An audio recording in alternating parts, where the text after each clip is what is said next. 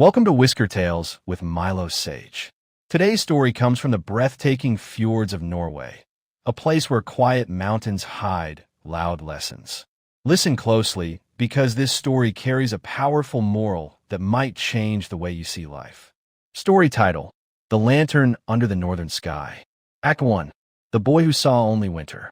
In the small coastal village of Rain, surrounded by dark blue fjords and steep mountains, lived a 16-year-old boy named Einar Solberg. His home was known for long winters, silent snowfalls, and skies that glowed green from the northern lights. While others found peace in the quiet beauty of their village, Einar felt trapped, as if the long winter outside lived inside him too. He was known as the boy who complained about everything. If the morning was cold, he cursed the cold. If the fishing boats were late to return, he blamed the winds. If his father asked him for help, he grumbled as though the world owed him warmth. Why must life be so difficult? Einar often muttered, staring at the frozen sea. Why can't things just go my way for once? His father, Oscar, a quiet fisherman with patient eyes, always replied the same way. Life goes the way the sea goes, never in a straight line. But Einar didn't understand. He believed hardship was a sign that life was unfair, that he was unlucky, that everything good happened somewhere else, in cities, in warmer places, in lives that weren't his. Act 2. The Village Festival and the Rekindled Hope. Every winter, the people of Rain celebrated a tradition called the Lantern Night, a festival where the entire village released lanterns into the sky, symbolizing their hopes for the coming year. For most villagers, it was a moment of light and prayer. For Einar, it was pointless. What difference does a floating lantern make, he said. It won't change my life. His grandmother, Ingrid, gently touched his shoulder.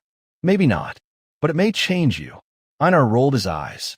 Nothing can change me. But Ingrid simply smiled, the kind of smile that comes from decades of wisdom, and said, When your heart is dark, even the brightest sky looks dim. Act 3. The Storm That Changed His Path. On the night before the festival, a violent snowstorm hit the village.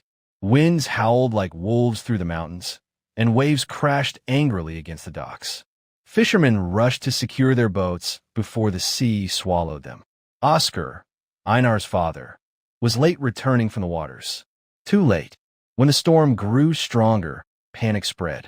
Has anyone seen Oscar's boat? Villagers asked. He was near the eastern fjord, cried one fisherman. The storm worsened. Hours passed, yet Oscar did not return.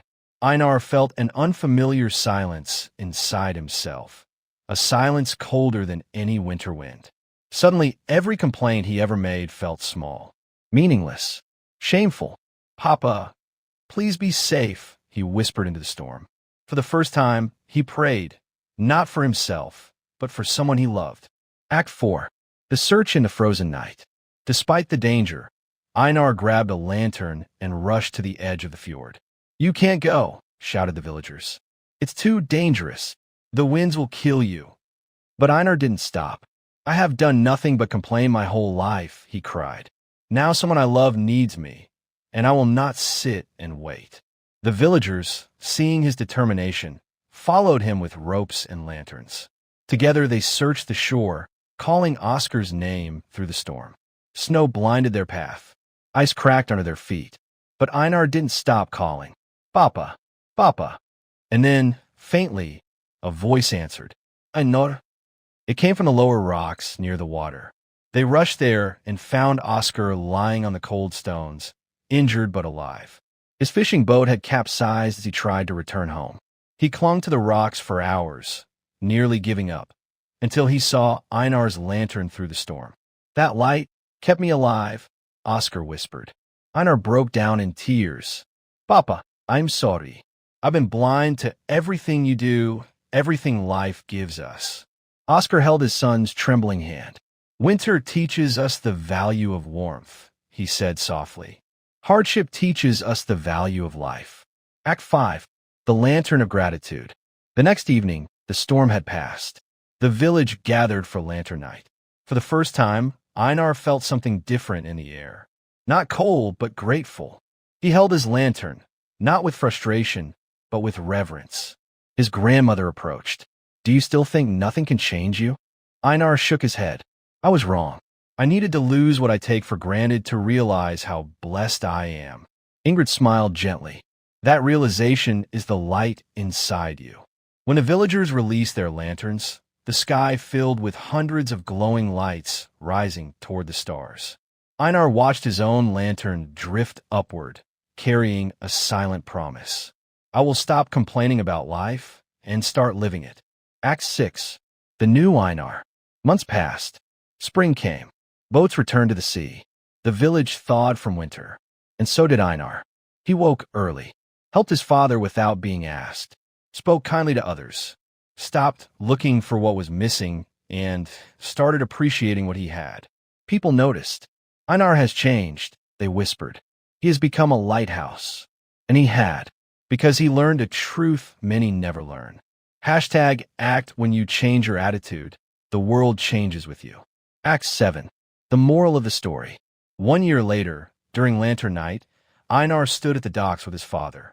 The sky above them shimmered with northern lights.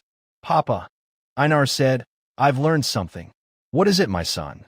When you stop complaining about darkness, you start seeing the stars. Oscar smiled at him, proud in a way only a father can be. Under the colorful northern sky, Einar released his lantern, no longer wishing for life to be easier, but wishing to be the kind of person who could face any storm. The end. Thank you for listening to this tale on WhiskerTales with Milo Sage.